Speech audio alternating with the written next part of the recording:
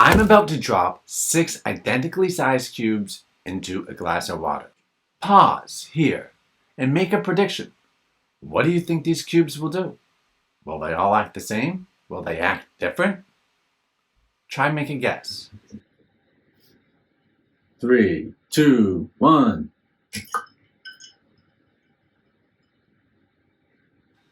Notice that some of the cubes sunk and some of them floated. Is all sinking and floating exactly the same?